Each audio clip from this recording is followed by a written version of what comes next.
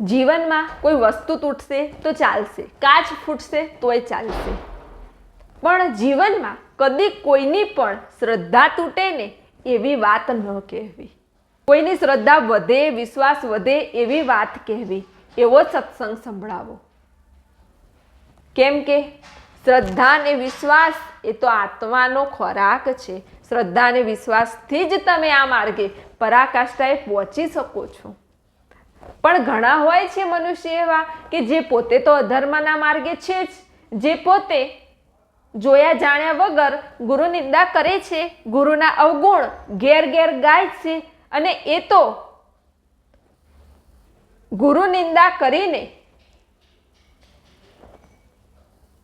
પોતાના પુણ્ય કર્મો નષ્ટ કરે જ છે, પણ ગુરુ નિંદા સંભળાવીને બીજાની શ્રદ્ધા પણ તોડે છે, બીજાનો વિશ્વાસ પણ તોડે છે, બીજાના પુણ્ય કર્મો પણ તે નષ્ટ કરાવે છે.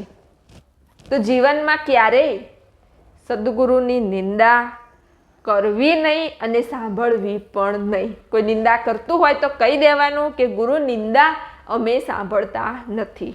ગુરુ નિંદા ન સુણીએ કાન, બનવું પડશે પશુ હેવાન. ગુરુ નિંદા સાંભળવાથી અને ગુરુ નિંદા કરવાથી તમારા બધા જ પુણ્ય કર્મો બળીને ભસ્મ થઈ જશે અને તમારું જીવન નિમ્ન કક્ષામાં જતું રહેશે. માટે કદી પણ ગુરુ નિંદા કરશો પણ નહીં અને સાંભળશો પણ નહીં. કેમ કે ગુરુ કોઈ વ્યક્તિ નથી, એ વિશ્વવ્યાપક શક્તિ છે. ગુરુ નિંદા કોઈ શરીરની નિંદા નથી, એ વિશ્વ શક્તિઓની નિંદા છે, એ સકારાત્મક શક્તિઓની નિંદા છે. માટે હંમેશા આ ધ્યાન રાખો.